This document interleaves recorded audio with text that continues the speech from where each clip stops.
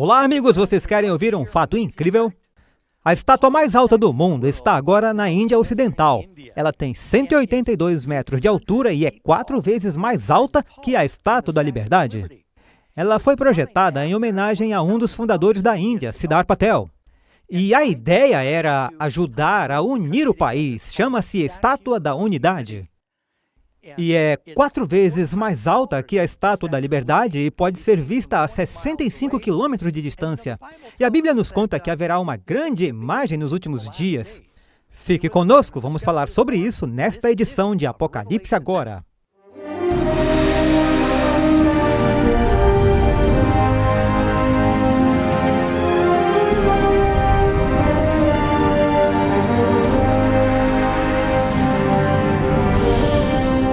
Então, esse é o nosso título, Curvando-se a Besta, para o estudo de hoje. Vamos à Bíblia e, como sempre, achamos que é uma boa ideia olhar para as histórias da Bíblia para entender quais são as teologias e ensinamentos. A história que vamos considerar se encontra no livro de Daniel. E alguns de vocês lembram quando estudamos Daniel capítulo 2, e Daniel estava interpretando o sonho para o rei Nabucodonosor, desta alta imagem que delineava os grandes impérios do mundo, desde o tempo de Daniel até o Senhor retornar e estabelecer seu reino. E ele disse que a cabeça de ouro representava o rei Nabucodonosor. Mas o rei não gostou muito quando Daniel continuou com a interpretação e falou sobre os braços de pedra, e ele disse: "Depois de ti se levantará outro reino." E Nabucodonosor gostou de ser a cabeça de ouro, mas não gostou da ideia de que seu reino não duraria. Então ele começou a pensar, se a Babilônia é simbolizada pela cabeça de ouro, e se eu fizer uma imagem parecida com a que eu vi no meu sonho, só que toda de ouro, talvez eu possa destruir ou confundir a visão para que a Babilônia dure para sempre. Eu não sei, talvez alguns de seus sábios, ou astrólogos, ou feiticeiros lhe deram essa ideia, mas foi isso que ele fez. Ele fez uma estátua enorme nas planícies de Dura, lá em Babilônia, e ele esperava reunir todo o seu império através do culto comum. Porque lá havia todas essas diferentes culturas, religiões, nações. Então ele construiu essa grande imagem de ouro. E a Bíblia nos diz que essa imagem tinha 60 côvados por 6 côvados. E vários estudiosos hebraicos dizem que em dimensões hebraicas, se eles derem a largura e não derem a profundidade será a mesma da largura. O que significa que era 60 por 6 por 6, o que eu acho muito interessante. Então, quando ele deu um comando, ele disse, quando ouvirem o som da música, eles iam desvendar aquela imagem majestosa, e ela brilharia no sol nascente. Todos deveriam se curvar e adorá-la. Mas isso criou um problema para 3 dos hebreus que estavam no gabinete, pois há um mandamento que diz especificamente, não se curvem a imagens de escultura. Isso se chama idolatria. O rei sabia que alguns poderiam resistir. Ele disse, quem não se prostrar e adorar na mesma hora, será lançado no meio de uma fornalha de fogo ardente. A fornalha que eles usaram para fundir a imagem de ouro não estava longe e provavelmente ainda ardia em chamas. Então eles tocaram a música.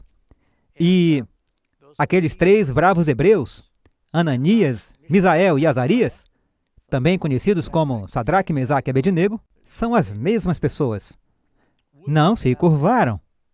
Quando o rei soube, alguns conselheiros disseram, tu percebes que algumas pessoas não observam tua lei? Elas não se curvam à imagem que construíste? E o rei disse, traga-os aqui, estão condenados. Quando ele viu que eram os 3 jovens hebreus brilhantes e bonitos, que ele disse no capítulo 1, que eram 10 vezes mais sábios do que os seus sábios, ele não queria executá-los e pensou, eu vou lhes dar outra chance. Talvez eles não ouviram o comando, talvez eles não tenham entendido. A língua dos caldeus é a segunda língua para vocês. Eu vou tocar a música de novo. Veja, o diabo não quer nada mais do que nos comprometer. Ele nos dará algumas chances de nos comprometer. Mas eles deram uma resposta muito corajosa e disseram, não precisa tocar a música novamente, porque entendemos e não vamos nos curvar. E um deles disse, fique sabendo tu, ó rei. Um dos jovens respondeu, não diz qual foi. Não serviremos aos teus deuses, nem adoraremos a estátua de ouro que tu levantaste. Bem, quando o rei ouviu isso, ele quase explodiu. Ele ordenou aos soldados que esquentassem a fornalha, mas não só aquecê-la, mas aquecê-la 7 vezes mais do que jamais havia sido aquecida antes. Então ele pegou os soldados mais fortes do império, e eles os amarraram sem nem tirar suas roupas, apenas os amarraram com um rolo de corda. E ele disse, lancem-nos bem no meio deste grande inferno. Agora, a Bíblia nos diz que a fornalha foi realmente aquecida 7 vezes mais do que deveria ter sido aquecida, porque os soldados correram para jogá-los. Havia 2 soldados. Eles agarraram os braços e as pernas de Sadraque e eles correm e os jogam no fogo. Estava tão quente que matou os soldados que os jogaram. Você imagina estar no segundo grupo de soldados? Nabucodonosor disse, o próximo.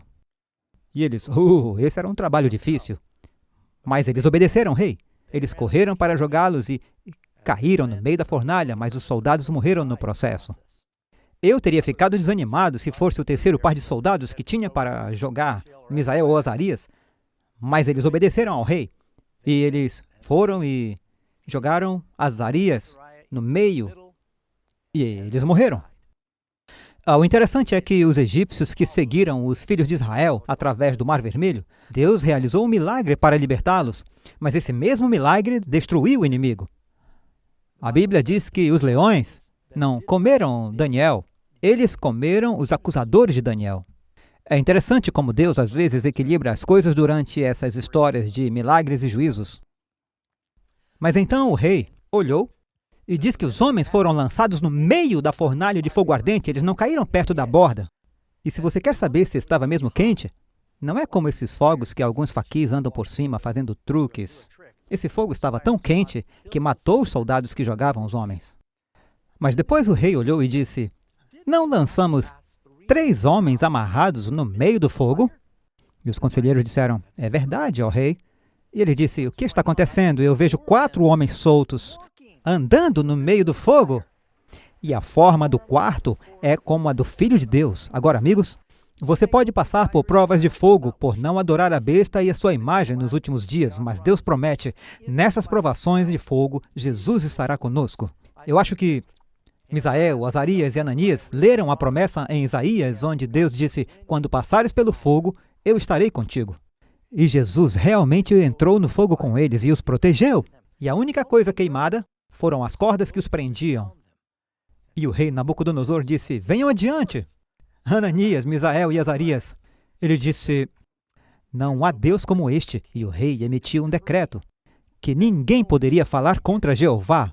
Veja, o Senhor realizou através de Sadraque, Mesaque e Abednego nas planícies de Dora, naquele dia, o que ele estava tentando fazer pela nação hebraica por cerca de 1800 anos. Ele conseguiu que finalmente se levantassem e fossem uma testemunha para as outras nações do poder de Jeová. E ele vai querer um povo que faça a mesma coisa nos últimos dias, que defenderá a lei de Deus quando todos os outros se curvarem. E olhem para a coragem deles. Quando a música tocou e todos se curvaram, eles perceberam que seriam desmancha-prazeres. Eles perceberam que iam aborrecer o rei. Eles sabiam que poderiam perder o seu emprego e suas vidas. Eles poderiam ter dito, a gente se agacha, amarra os sapatos, ajusta as sandálias e não vamos orar para a imagem, mas não vamos fazer um espetáculo. Eles ficaram em pé quando todos se curvaram. Eles sequer pareciam fragilizados. Deus precisa de pessoas assim nos últimos dias que defenderão os mandamentos independente do que a maioria está fazendo. Portanto, com esse breve pano de fundo, vamos às nossas perguntas. E a primeira pergunta é, como nossa história em Daniel, capítulo 3, se relaciona com o Apocalipse? Bem, vamos para Apocalipse, capítulo 13. E aqui você encontra a passagem sobre a besta e a marca da besta. Eu vou ler a maior parte disso. Acompanhe. E eu fiquei sobre a areia do mar, e vi uma besta surgir do mar, tendo 7 cabeças e 10 chifres, e sobre os seus 10 chifres, 10 coroas, e sobre as suas cabeças, o nome de blasfêmia. E a besta que eu vi era semelhante a um leopardo, e seus pés eram como os pés de um urso, a sua boca como a boca de um leão, e o dragão lhe deu seu poder, e seu trono e grande autoridade. E vi uma de suas cabeças como que de ferida para a morte, e sua ferida mortal foi curada. E todo mundo se maravilhou com a besta. E eles adoraram o dragão que dera poder à besta, e adoraram a besta, dizendo, quem é semelhante à besta? Quem é capaz de guerrear contra ela? E foi dada a ela uma boca falando grandes coisas e blasfêmias. E poder foi dado a ela para continuar por 42 meses. Isso corresponde a um período. E ela abriu a boca em blasfêmia contra Deus para blasfemar o seu nome, o seu tabernáculo e os que habitam no céu. Foi-lhe permitido guerrear contra os santos e de vencê-los. E foi-lhe dado poder sobre todas as famílias, línguas e nações. E todos os que habitam na terra a adorarão, cujos nomes não estão escritos no livro da vida do Cordeiro, morto desde a fundação do mundo. Se algum homem tem ouvido, ouça. Aquele que leva ao cativeiro, irá para o cativeiro. Aquele que mata com a espada, deverá ser morto com a espada. Aqui está a paciência e a fé dos santos. E eu contemplei outra besta saindo da terra. E ela tinha 2 chifres semelhantes aos de cordeiro, e ele falava como um dragão. Ok, agora perceba uma coisa. Quando falamos sobre a besta do último dia, na verdade, há 2 bestas em Apocalipse 13. Então, na verdade, precisamos dizer a marca das bestas, em certo sentido. Porque, de fato, há 2 bestas que estão em jogo aqui. E talvez eu pare por aqui. Eu vou lhes dizer agora o que isso representa. Depois eu volto e passo mais tempo explicando isso. Agora, Paulo diz na Bíblia, eu sou seu inimigo se eu te falar a verdade. Eu vou falar sobre algumas coisas difíceis hoje que podem não ser populares. E quase todos serão impactados de uma forma ou de outra. O Apocalipse, nessas profecias, fala essencialmente sobre as religiões dos últimos dias. Essas profecias, elas tratam de tudo, desde o protestantismo na América, o catolicismo no mundo antigo, até o islamismo. E isso não deveria surpreendê-lo, pois a maior igreja do mundo hoje é a igreja cristã. A maior denominação é a igreja católica romana. A segunda maior é o islamismo. Existem 2,2 bilhões de cristãos no mundo e cerca de 1,7 muçulmanos. E a igreja cristã é amplamente dividida, pelo menos costumava ser, entre a igreja ortodoxa e católica e as igrejas protestantes. Todas essas coisas estão em jogo aqui neste estudo sobre profecias. Eu acredito que as 2 bestas que estão sendo representadas aqui em Apocalipse 13 se referem ao catolicismo romano, com sede em grande parte na Europa, mas depois se espalhou globalmente, e os Estados Unidos, que foi há um tempo o cabeça para os protestantes do mundo. E assim, à medida que avançamos, a propósito, nada do que eu estou dizendo é novidade, eu nem pensei nisso, em grande parte esse era o entendimento dos reformadores protestantes. Então vamos às nossas perguntas e descobrir o que a Bíblia diz. Pergunta número 1. Como nossa história em Daniel 3 se relaciona com o Apocalipse? Tantos quantos não adorassem a imagem da besta fossem mortos. Isso significa que nos últimos dias haverá uma grande estátua a qual todos serão instruídos a adorar? Não, não necessariamente. Lembrem que símbolos são usados no Apocalipse. Mas tudo é uma questão de adoração. Observe outra coisa que está em Gênesis. 2 irmãos, Caim e Abel. Ambos adoravam. Um adorava corretamente, o outro com a adoração feita pelo homem, sua própria ideia. Um adora buscando graça, o outro adora com suas próprias obras. O que está adorando errado, mata ou persegue o que está adorando certo. Esse mesmo cenário se desenrola nos últimos dias. Quais as 3 mensagens angélicas de Apocalipse 14? Se você tem sua Bíblia, vá comigo até Apocalipse 14. E eu vou lhes dizer por que isso é tão importante. Logo depois de Apocalipse 13, quando fala sobre a besta, a marca da besta e o número da besta, não chegamos lá ainda. Indo a Apocalipse 14 de Apocalipse, você notará que ele fala sobre... por exemplo, se você olhar Apocalipse 14, você verá que... aqui nos fala, no verso 14, E olhei, e eis uma nuvem branca, e assentado sobre a nuvem um, semelhante ao Filho do Homem, que tinha sobre a sua cabeça uma coroa de ouro. Esse é o quadro da volta de Jesus. Mas antes de Jesus voltar, começando com o verso 6, nos diz que há esses anjos que levam uma mensagem particular para o mundo, chamando as pessoas a retornarem para Deus, a evitar adorar a besta e sua imagem. Então essa é a mensagem que está sendo propagada agora. Precisamos olhar para essas 3 mensagens angélicas que se encontram em Apocalipse 14. A primeira é em Apocalipse 14, verso 7. Temei a Deus e dai-lhe glória, porque vinda é a hora do seu juízo. Tivemos um estudo no início da semana que nos ajudou a perceber que estamos entrando na última fase, no plano da salvação, onde há um julgamento celestial ocorrendo. Antes de Cristo vir, uma investigação acontece. Pois o Apocalipse diz, eis que venho e minha recompensa está comigo. Então, para dar a sua recompensa, quando ele vier, deve haver um julgamento antes de ele vir. E diz, e adorai aquele que fez o céu, e a terra, e o mar, e a fonte das águas. Então, note que este é um trecho do 4º mandamento, onde diz que em 6 dias o Senhor fez o céu, a terra, e o mar, e a fonte das águas. Então, isso é um lembrete para voltarmos ao Deus da criação, em um mundo em que grande parte agora acredita na evolução.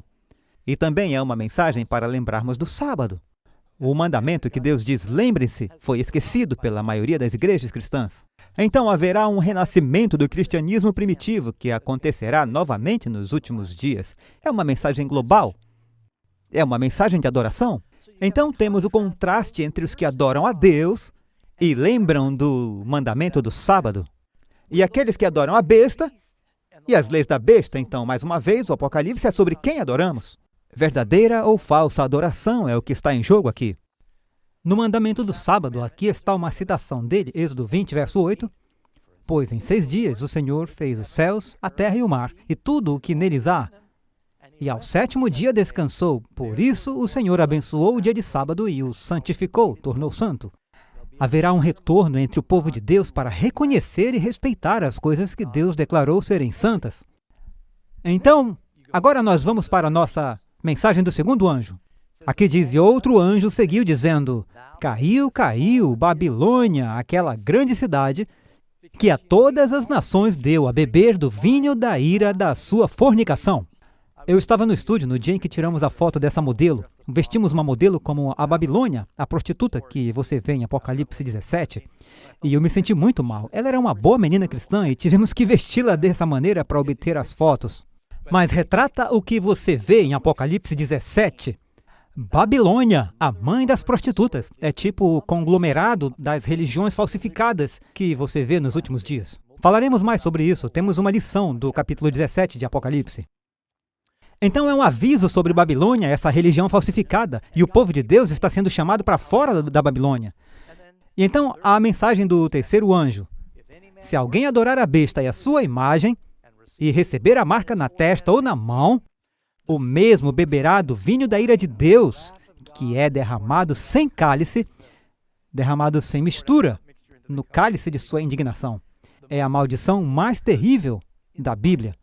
Aqui está no capítulo 14, que vem sobre aqueles que adoram a besta e a sua imagem e recebem sua marca. Então precisamos saber o que são essas coisas, amigos, porque Deus está nos dizendo que haverá um grande engano nos últimos dias e tudo vai parecer que a adoração é mesmo para Cristo, mas será uma adoração falsificada.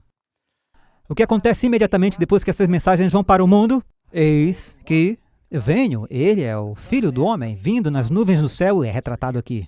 Então, essas são as mensagens que vão para o mundo pouco antes de Jesus voltar, e a propósito, essas são as mensagens indo para o mundo agora, não apenas através do nosso programa, mas em todo o mundo isso está acontecendo. Então, estamos falando sobre a marca da besta, que aprendemos que há 2 bestas em Apocalipse 13. O que é a besta? O que significa? Significa que há alguma monstruosidade rastejando ao redor do mundo nos últimos dias? Se você pesquisar, e eu não recomendo, mas se você digitar o anticristo ou a besta, haverá imagens de monstros e criaturas diabólicas, pessoas possuídas por demônios. E não é nada disso. Vamos deixar a Bíblia se explicar. O que é a besta? Vamos para Daniel 7. O Apocalipse, falando sobre a besta, é tirando de onde Daniel usou as bestas para falar sobre nações. Daniel 7,17, esses grandes animais que são 4 reis, ou reinos. O 4º animal será o 4º reino sobre a terra. Então, o que a besta representa? Falamos sobre isso antes. Se você disser águia, de que país você está falando? Dos Estados Unidos. Se você disser dragão, você pensa em quê? China? Então, ainda fazemos isso hoje. O urso é Ruskis, da Rússia. Você vê em Daniel 8:20, aquele carneiro que viste tem 2 chifres, são os reis da Média e da Pérsia. Um era Medo-Pérsia, o outro chifre um pouco menor. O menor era a Média, a maior era a Pérsia. O bode peludo, outra fera que aparece. Ele é o rei da Grécia. Bem, quando falamos sobre a besta no último dia, estamos falando de um poder, mas não é apenas um poder político, é uma adoração convincente. Então, é um poder político-religioso nos últimos dias. Como a Bíblia identifica a besta? Diz, eu pus-me sobre a areia do mar. Agora veja Apocalipse 13. E diz, eu pus-me sobre a areia do mar. Você lê em Apocalipse 17, o mar representa multidões de povos e nações. É uma área altamente povoada da civilização. Esta besta surge de uma área civilizada densamente povoada, onde há multidões de povos, nações e línguas. E diz que o mar está meio tempestuoso. Essa besta aparece. E como a besta se parece? Ela tem 7 cabeças, 10 chifres. Vimos uma besta assim em Daniel. Também encontramos em Apocalipse capítulo 12. E 10 coroas sobre suas cabeças. O Império Romano. Divididos em 10 reinos que foram governados por reis no início. Eles não são mais governados por reis, a maioria não. E com nomes de blasfêmia. Um Deus muito blasfemador. Agora, a besta que eu vi era como um leopardo. Veja isso. Essa besta agora é um composto de Daniel 7. Daniel 7 diz, há um leão, um urso, um leopardo e depois essa besta estranha, indescritível. Aqui diz, e a besta que eu vi era semelhante ao leopardo e os seus pés como os de urso e a sua boca como a de leão e o dragão deu-lhe o seu poder e o seu trono e grande autoridade. Alguém disse, em Daniel tem leão, urso, leopardo, Roma. E essa fera está olhando para o outro lado. Tem a fera e depois o leopardo, depois tem o urso, o leão. Por que isso? Bem, é porque João, quando teve a visão, ele estava olhando para os reinos. Quando Daniel teve a visão, ele estava olhando para frente. Então, historicamente, está na ordem exata em que o profeta estava vendo. Portanto, fica claro nesses reinos que Babilônia era o leão, Medo-Persa era o urso, o leopardo de 4 cabeças era Alexandre, que morreu e ficaram 4 generais. Desse modo, isso nos fornece 8 critérios aqui, que são dadas nessa passagem, que identificam marcas que ajudam a descobrir a besta. Se eu dissesse, certo, você tem que criar uma senha para o seu computador e você só pode escolher um dígito. Quantas opções você tem? Se é um número, você tem 10 opções, do 0 ao 9. Um dígito, certo? Se eu disser pode usar 2 dígitos, aí aumenta bastante as diferentes opções, até 100. Quer dizer, 99. 3 dígitos, há bem mais opções. Quando chegamos a 8 dígitos, será muito difícil eu adivinhar a sua senha. Vamos encontrar 8 critérios, onde todos se alinham e nos ajudam a identificar, sem dúvida, qual é a besta que está sendo falada nessas profecias. Agora, aqui diz, deixe-me voltar, diz que sobe do mar. O poder e o assento vêm do dragão, que era Roma, governando o mundo. Naquela época, o diabo governava através de Roma. Uma potência mundial, é uma potência global, é culpado de blasfêmia, governa por 42 meses, isso nos dá um período de tempo. Então, é ferida de morte, mas a ferida mortal é curada e ela volta. Persegue os santos de Deus, é um poder perseguidor. Daí vem um número misterioso para ajudar a identificá-lo. Esse número é o qual? 666, certo? Tudo bem, agora deixe-me dizer, o que eu estou compartilhando com você não é original. Todos os reformadores protestantes, e eu vou repetir isso mais tarde porque nem todo mundo vê todos os programas. Martinho Lutero, João Calvino, John Wesley, Charles Spurgeon, Zwingli, Malink Roth, Tyndale, Whitefield, Kramer. Podemos nomear vários dos grandes protestantes reformadores. A propósito, a maioria deles eram padres católicos que estavam tentando reformar a igreja. Ouçam o que eles disseram. Martinho Lutero era um padre católico. Ele disse, temos que reformar a igreja. E lendo a Bíblia, ele disse, Ele disse, nossa igreja é a besta. As epístolas de Paulo, Pedro, Judas. Este reino do anticristo, predito e descrito na Bíblia, era o papado. Estes são ensinamentos de Martinho Lutero da história da Reforma. Aqui tem uma de Calvino. Ele era um grande líder presbiteriano. A maioria dos batistas são calvinistas. O que ele ensinou? Algumas pessoas acham muito severo e sensível chamarmos o pontífice romano, quer dizer o Papa, de anticristo.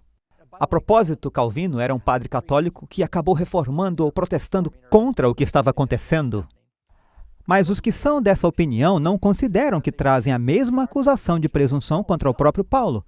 Depois de que falamos, cuja linguagem adotamos, mostrarei brevemente que palavras de Paulo em 2 Tessalonicenses 2 não são capazes de qualquer outra interpretação além daquela que as aplica ao papado. Então, todos eles ensinaram isso. Você não ouve muito sobre isso agora porque é muito incorreto politicamente, mas isso é o que os reformadores ensinaram. E eu devo mencionar aqui, existem pessoas adoráveis em muitas diferentes igrejas. Eu vou falar sobre a profecia americana, sou um americano leal. Eu sou feliz com o privilégio de ser um membro desse país, mas eu vou falar sobre a profecia americana e o futuro não é lisonjeiro. Eu fui para 2 escolas católicas diferentes, tenho muitos amigos católicos. Eu posso falar sobre o catolicismo, eu vou falar sobre o protestantismo. Sendo bem claro, existem boas pessoas que você vai encontrar no céu de todas essas igrejas diferentes, mas temos que dizer que a Bíblia diz. Espero não ofender ninguém. Ok, pergunta número 5. Vamos olhar para os diferentes critérios agora, então tenha paciência comigo. Essa besta surge do mar. O que o mar ou a água simbolizam? Lemos lá em Apocalipse 17:15. As águas que vistes são povos e multidões e nações e línguas. O anjo nos diz o que o símbolo representa. O papado se levantou do meio de uma área densamente povoada. Sim, o Império Romano era o centro de todas as estradas que levavam a Roma naquela época. E era o centro dessa população e, comparado com a América do Norte e outros países, era muito densamente povoado. Era uma grande civilização. Número 6. Quem dá à besta seu poder na posição? Aqui diz, e o dragão deu-lhe o seu poder e o seu trono e grande poderio. Agora, eu quero que você entenda quem é o dragão aqui. Sabemos que é Satanás, mas ele operou por meio de um reino. Se você olhar no capítulo 12 de Apocalipse, diz, o dragão tenta devorar o filho varão, Jesus, assim que ele nasceu. Mas Deus o arrebatou a seu trono. Que nação o diabo usou para tentar destruir Jesus quando ele era um bebê? Herodes trabalhando pelo poder romano? Então, o que estamos falando é que o diabo trabalhava através de Roma. É aquele que semeia, que dá este assento, essa mesma posição ao papado. Bem, há uma razão pela qual é chamada de Igreja Católica Romana, é porque cresceu aqui mesmo em Roma. Você já se perguntou como a liderança da igreja cristã foi de Jerusalém para Roma? Eles lutaram muitas cruzadas tentando recuperá-la, mas isso nunca funcionou. Mas há algo que foi feito muito deliberadamente. O dragão em Apocalipse 12 é o diabo trabalhando através da Roma pagã. Roma pagã é Roma governada por Césares, não é Roma sendo governada por papas. Então diz, o dragão, Roma pagã, dá a ele seu assento, poder e grande autoridade. Isso é exatamente o que aconteceu historicamente. Agora, observe a grande mudança que ocorreu. Por anos, o diabo tentou destruir o cristianismo através da perseguição. E temos, algumas das perseguições mais severas aconteceram durante o tempo de Nero, Diocleciano, muito intensas por 10 anos, de 303 a 313 depois de Cristo. Você já ouviu falar de leões sendo alimentados por cristãos no Coliseu? Eles foram queimados na fogueira, eles foram embrulhados em sacos de couro e alimentaram animais selvagens, e foi simplesmente terrível o que eles fizeram. Eles os colocaram nas minas no norte da África, eles trabalhavam até a morte. Você pode visitar algumas dessas minas antigas no norte da África, onde os cristãos estavam sendo punidos por sua religião. E nas paredes das minas eles escreveram, vida, vida, vida, temos vida. Mesmo sendo perseguidos e martirizados, eles tinham vida. Olhando nas catatumbas por toda Roma, era uma religião ilegal. Eles chamavam de religio illicite, a religião proibida. E eram enterrados com a religião. Mas a igreja continuou crescendo. Quanto mais eles tentaram perseguir os cristãos, as pessoas viam esses cristãos no Coliseu morrendo com fé. Eles morriam com coragem, eles morriam cantando. Eles diziam, tem algo aí que a nossa religião não oferece. E a igreja explodiu. Então o diabo pensou, bem, eu vou ter que ir para o plano B. O plano A não está funcionando. Quanto mais eu persigo os cristãos, mais eles crescem. Cerca de 300 anos depois de Cristo, veio um imperador romano chamado Constantino, às vezes conhecido Constantino o Grande. E ele disse, os cristãos não estão realmente prejudicando ninguém. E a sua própria mãe se converteu ao cristianismo. E ele disse, essas são pessoas realmente pacíficas, estamos lutando contra inimigos do lado de fora agora. E precisamos apenas fazer as pazes com eles. E ele basicamente legalizou o cristianismo. Ele estava lutando numa batalha, a Batalha da Ponte Milvia com Maximiano. E ele alegou ter uma visão onde ele viu no céu o sinal da cruz. E ele achava que agora deveria lutar sob a bandeira do cristianismo, porque Roma tinha um panteão inteiro de deuses diferentes. E ele venceu a batalha. E, de repente, o cristianismo, da noite para o dia, se tornou muito popular, porque quando era popular no palácio, todo mundo queria ser cristão. Mas, em vez de ser uma bênção, acabou sendo uma maldição. Porque o que aconteceu foi que, em toda Roma, eles tinham todos aqueles sacerdotes que adoravam deuses pagãos. Quando eles perceberam que o imperador agora estava legalizando o cristianismo, eles disseram, olha, nós podemos ser cristãos. E eles mantiveram muitos dos seus costumes e ostensivamente disseram, sim, nós seremos cristãos também. E eles levaram alguns templos pagãos e começaram a chamá-los de igrejas. E eles tinham estátuas por toda Roma, de Júpiter, Apolo, Mercúrio e Vênus. E eles disseram, o que faremos com as nossas estátuas? E alguns cristãos começaram a se ajustar. Eles disseram, não precisamos nos irritar com esses pagãos, podemos obter mais pagãos para se juntar à igreja se deixarmos eles renomearem suas estátuas. Assim, eles começaram a chamar seus ídolos, Pedro, Tiago, João, Maria, e eles começaram a rezar para essas estátuas de santos. A Bíblia proíbe isso muito claramente, como vimos na história de hoje. E o que você acaba vendo você acaba como um milkshake, como um junta-panela, um ensopado de cristianismo e paganismo. Então, ao legalizar o cristianismo, o diabo conseguiu fazer mais mal por dentro, porque todo esse comprometimento de repente entrou, não aconteceu da noite para o dia. Aconteceu gradualmente, mas o verdadeiro ponto de virada foi com, pelo menos, a ostensiva conversão de Constantino. Ele sequer foi batizado até o momento da sua morte, mas tudo começou a mudar. Perceba aqui na História Romana de Abbott, página 236. Agora, é claro, a Bíblia termina em Apocalipse. Então, para ver o cumprimento do Apocalipse, você tem que olhar para a história, certo? Olhando para a história romana aqui, a História Romana de Abbott, página 236, a transferência da residência do imperador para Constantinopla, em homenagem a Constantino, foi um golpe triste para o prestígio de Roma. A cidade de Roma pensou, estão mudando a capital, o que vai acontecer? Vamos perder nosso prestígio. Mas, naquela época, alguém poderia ter previsto seu rápido declínio, mas o desenvolvimento da igreja e a crescente autoridade ou o poder do bispo de Roma ou o papa deu-lhe um novo sopro de vida e fez dela novamente a capital. Mas agora a capital religiosa do mundo civilizado. Para a secessão dos Césares, veio a sucessão dos pontífices em Roma, os papas. Quando Constantino deixou Roma, ele deu seu assento. Isso é o que a história nos diz. Basicamente, ele diz, veja, eu estou te dando meu palácio, meu lugar, um exército, eu estou saindo da cidade. E acontece essa transferência da Roma pagã para a Roma papal e passou de apenas poder político para poder político-religioso. Essa é uma transição muito clara que se pode ver nos livros de história. Aqui diz, a besta receberá seu poder. Você lembra da besta? Não é um monstro, é um poder político, poder religioso. Recebe sua posição de poder e a autoridade de Roma. Agora, a igreja deixou de ser apenas religião.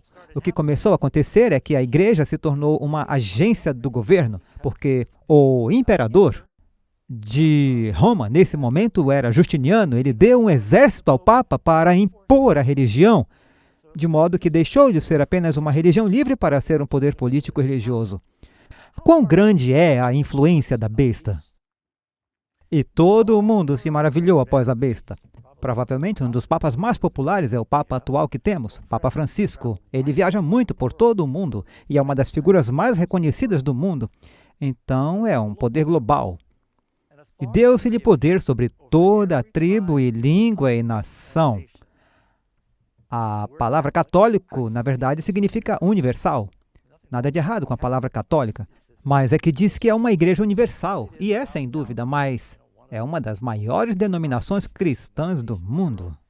Eles têm apenas 5 níveis de estrutura, mas eles são capazes de gerenciar essa operação internacional. É uma das organizações mais ricas do mundo, porque os imóveis que eles possuem, a Igreja Católica, o Vaticano, na verdade, detém o título desses imóveis. E em todo o mundo, os padres e os jesuítas muitas vezes eram os pioneiros em novas civilizações. Eles tinham o melhor lugar da cidade, no meio da cidade. Se você for pela América do Sul, no meio da cidade, eles têm a praça e a igreja. Eles possuem muitos imóveis, sem mencionar o ouro e a prata, que estão nas estátuas e relíquias ao redor do mundo. É uma organização muito rica. Eles tiveram que pagar muito dinheiro nos últimos anos por causa de ações judiciais, mas você provavelmente já sabe disso. E diz, O que sai da boca da besta? E é aqui que fica um pouco intrigante. E abriu sua boca em blasfêmias contra Deus, para blasfemar o seu nome. Agora, blasfêmia significa que uma pessoa se põe na posição de Deus, reivindicando prerrogativas que pertencem a Deus. A Bíblia define blasfêmia como quando você afirma ter prerrogativas de Deus ou que você deve ser adorado como Deus. 2 Tessalonicenses 2,4, e esse é um verso que faz muita gente pensar bem, eles devem estar reconstruindo o templo de Jerusalém.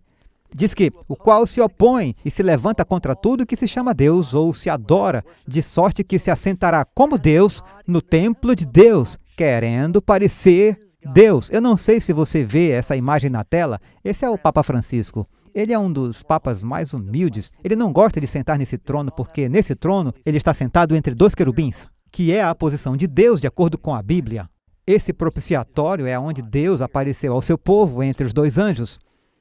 Então, portanto, Francisco tentou evitar algumas dessas extravagâncias de outros papas, mas essa é a posição que eles sustentam. Eles afirmam estar sentados sobre a Igreja de Deus.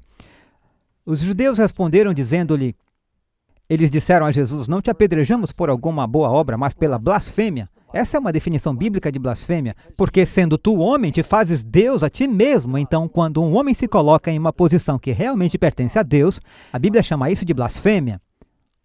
Agora, essas são algumas citações da própria Igreja Católica. Então, você tem que decidir por você mesmo. Nós mantemos nessa terra o lugar de Deus Todo-Poderoso. Esse é o Papa Léo VIII. Quando um homem diz, ocupamos o lugar de Deus, quando as pessoas vão e se curvam e beijam a mão ou beijam o pé de uma pessoa, isso começa a parecer uma pessoa que está sendo deificada. Eu acho que homem nenhum deva ser tratado como Deus. Jesus disse, eu vim a vocês como quem serve. Jesus disse, se eu lavei os seus pés, vocês devem lavar os pés uns dos outros. Então, os líderes cristãos deveriam realmente estar assumindo posições de humildade, não tentando ser notável e adornado com ouro, pérolas e roupas caras. E os escribas e os fariseus começaram a arrazoar, dizendo, quem é este que diz blasfêmias? Quem pode perdoar pecados senão Deus? Eles estavam certos. De acordo com a Bíblia, somente Deus pode perdoar o pecado. Agora, eles tiveram um problema com Jesus porque eles não respeitavam que ele era Deus. Jesus disse, eu posso perdoar pecado. O Filho do Homem tem poder na terra para perdoar o pecado. Isso está em Marcos capítulo 2. Então, um dos critérios diz que o poder da besta falaria blasfêmia. E reivindicar a prerrogativa de poder perdoar pecados também. Vamos descobrir se isso é verdade. Isso é do livro Dignidades e Deveres do Sacerdote, volume 12, página 27.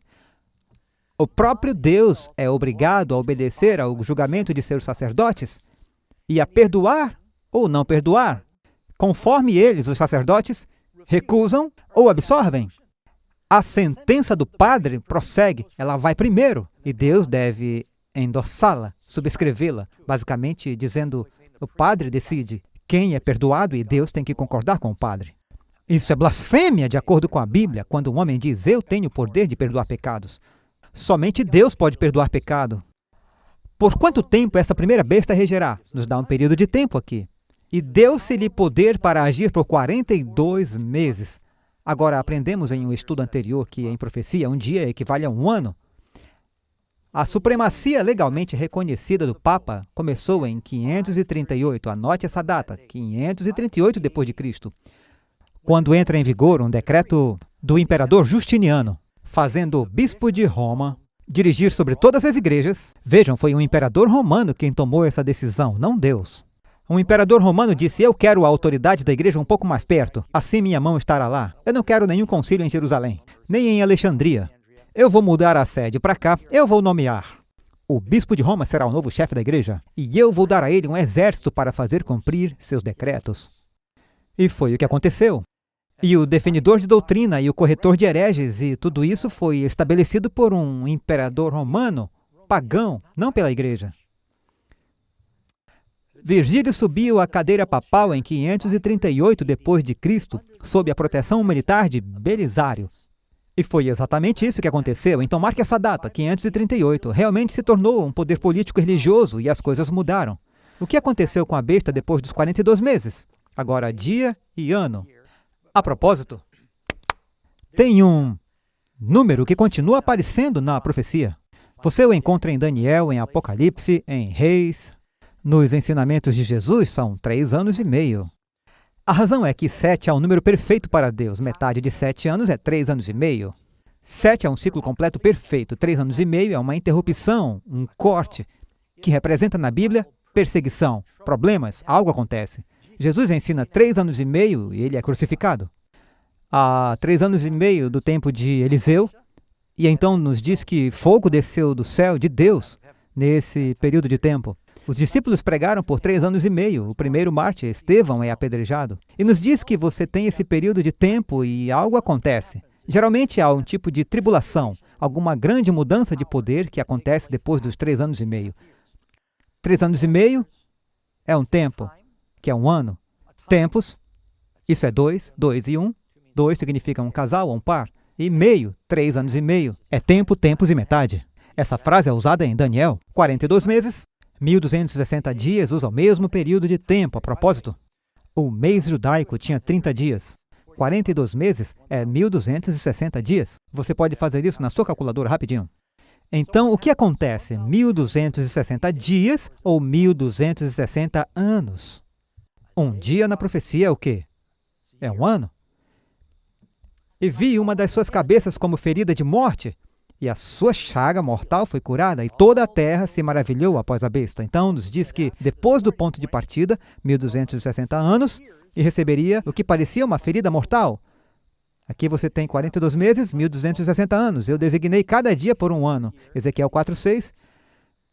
De modo que se chega a 1798 se você começar em 538. E o que acontece em 1798? A mesma coisa que Deus previu. Eu tenho certeza que vocês já ouviram o nome de Napoleão. Ele fez coisas que ninguém ousou fazer.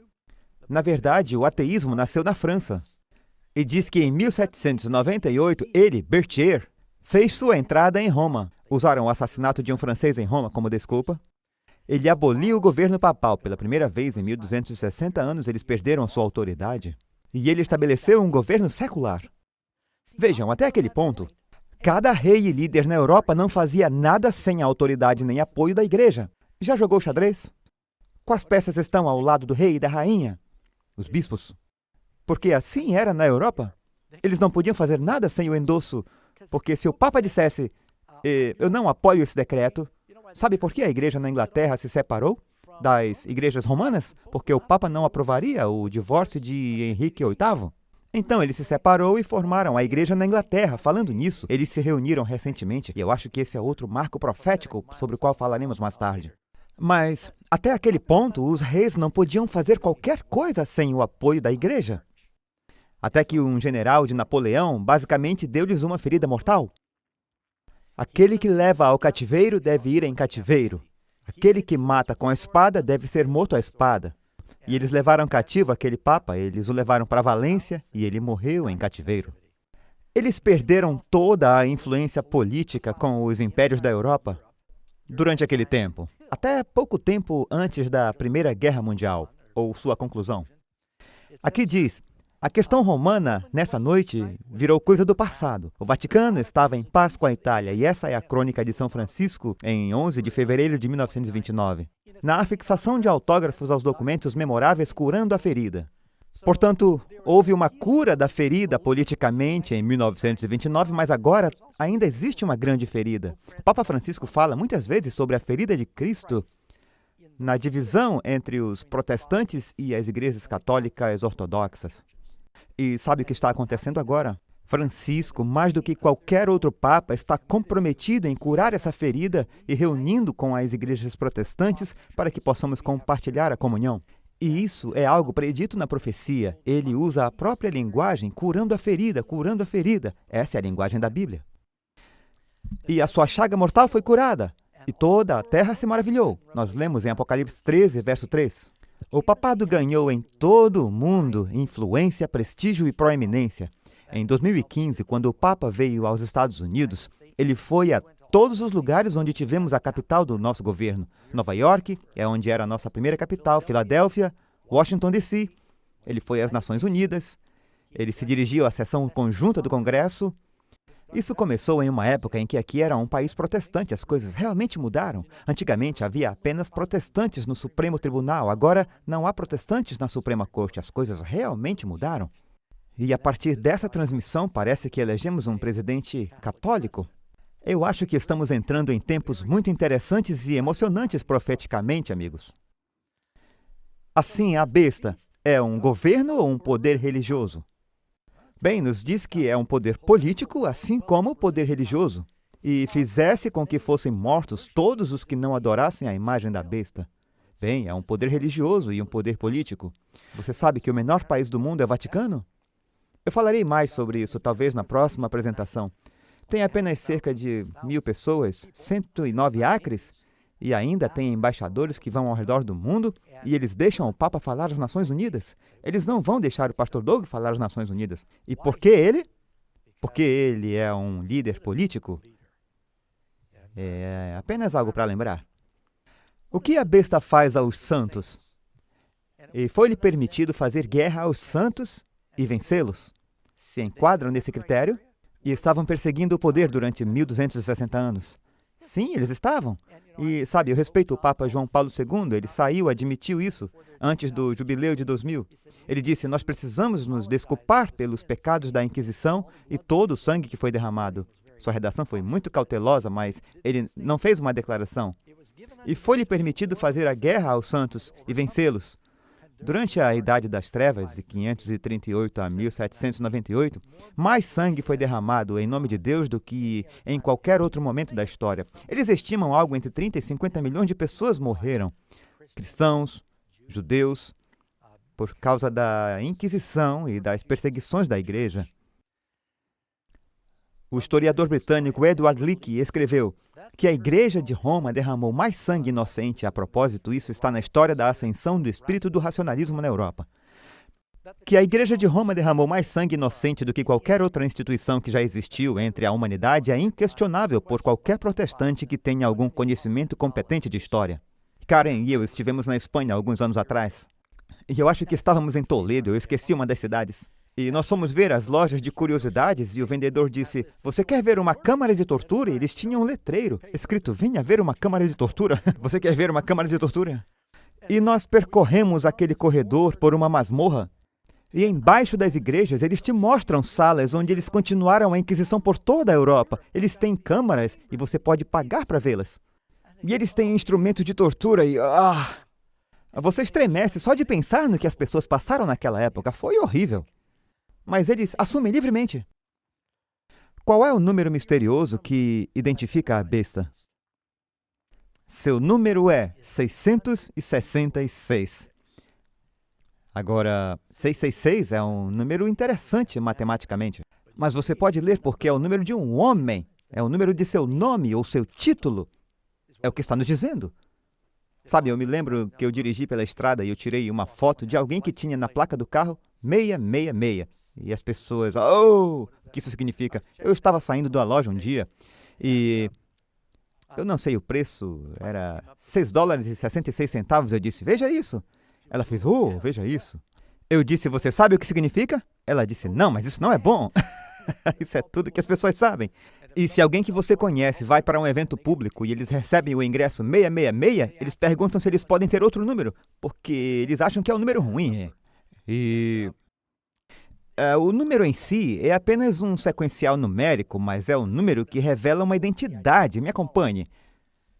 Veja o título, que é mantido pelo Papa. Esse é, na verdade, um livro escrito por João Paulo II. E tudo o que você precisa fazer é ir para a página 3. Confrontando com o Papa, deve-se fazer uma escolha. O líder da Igreja Católica é definido pela fé, como o vigário de Jesus Cristo, que significa um representante, e é aceito como tal pelos crentes.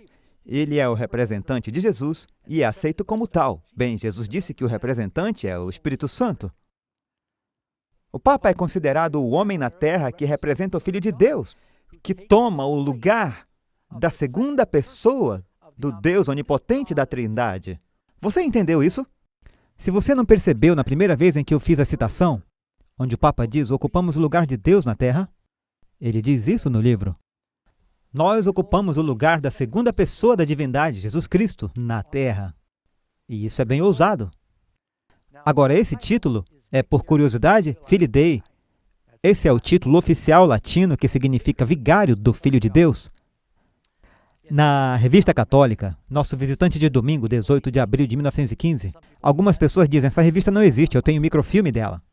Quais são as letras na coroa do Papa e o que significam? As letras na coroa do Papa são estas, Vicarius Filii Dei, que vem do latim para vigário, filho de Deus. Há vários documentos, na verdade, dizendo que esse é o título oficial do Papa. Agora, acima da cabeça do sumo sacerdote, na Bíblia, ele tinha uma placa dourada, e nela está escrito, Santidade ao Senhor. É como era chamada. Mas muitos dos papas, eles tinham muitas mitras papais. Diferentes reinos deram de presente coroas e mitras aos papas. Vários deles costumavam ter uma plaquinha com o título. Mas alguém adicionou o que o título significa e eles começaram a usá-los. Se você não viu o Papa Francisco usar essa coroa. Aqui está o que esse título diz. Vicarius Filii Dei. Agora, você lembra dos seus dias na escola que os algarismos romanos são iguais aos números? E V é 5, I é 1 e assim por diante. E quando você adiciona o M, vira 1000. Você soma os algarismos romanos. A propósito, você quer ouvir um fato incrível sobre algarismos romanos? Os primeiros 6 algarismos romanos, quando você os soma, dá 666. Eu achei isso interessante. V é 5, I é 1, C, século, 100. Você soma, Vicarius dá 112, Filii dá 53, Dei dá 501. E voa lá! Você soma todos eles que dá 666. Diz que é o número da mão de um homem. Ao longo do Apocalipse, o número 7 representa perfeição ou completude. O número 6 representa imperfeição. Foi a base para o sistema babilônico de cálculo. Um triplo 6, portanto, simboliza a tríplice união do erro, a união do dragão, da besta e do falso profeta. Além disso, tenha em mente, o homem foi feito no 6º dia. Deus fez o 7º dia para ser um dia para Deus, para o homem adorar a Deus.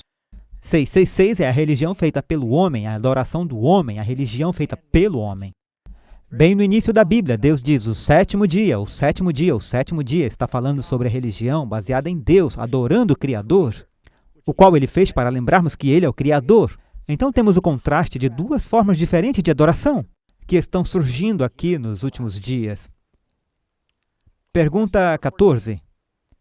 Quem vai cantar os louvores de Deus no céu? A Bíblia nos diz, e vi como mar de vidro misturado com fogo, e também os que saíram vitoriosos da besta e da sua imagem, e do seu sinal e do número do seu nome. Podemos obter uma vitória sobre tudo isso, que estavam juntos ao mar de vidro e tinham as harpas de Deus. E a Bíblia nos diz que estaremos cantando seus louvores. Não precisamos nos preocupar com o que acontecerá nos últimos dias se nossa fé estiver enraizada em Cristo, mas as pessoas precisam ser avisadas. Está tudo se desenrolando bem debaixo de nossos narizes agora mesmo. O diabo tem a maioria do mundo procurando uma falsa besta e a marca da besta. Eles estão esperando algum monstro, um computador, algum chip ser plantado sob a testa ou a mão, e elas têm todas essas falsas ideias. Todas estão olhando para esse lado, e ele está vindo por trás, enquanto eles estão lá. As pessoas precisam saber qual é o verdadeiro problema, quem você adora. E eu oro para que você tome a sua decisão de seguir Jesus. Não importa o quão difícil possa ser. Agora, amigos, talvez você tenha ouvido coisas difíceis nessa apresentação. Eu sei que temos muitos amigos católicos assistindo e protestantes, e você diz, uau, isso é forte. Por favor, apenas examine as evidências, eu só lhe falei uma parte. Então apenas ore para que o Espírito de Deus o guie. Eu quero orar por você agora. Pai do céu, estamos gratos que o Senhor nos ama. E o Senhor nos deu a sua palavra para ajudar a saber o que está por vir. E, Senhor, ficamos maravilhados ao ver o quão dramaticamente essas profecias foram cumpridas. Eu oro para que em nossas vidas todos nós estejamos determinados a segui-lo, adorá-lo primeiro, para não nos envolvermos na idolatria global que acontecerá nos últimos dias. Na verdade, já está acontecendo agora. E que a tua palavra e os ensinamentos de Cristo sejam prioridade em nossas vidas. Abençoe cada pessoa. Eu oro para que possamos experimentar tua salvação e alegria, não nos preocupando com os últimos dias, porque se temos Jesus, temos o príncipe da paz e é uma paz que excede o entendimento. Abençoa cada pessoa com essa experiência. Agradecemos e oramos em nome de Cristo. Amém.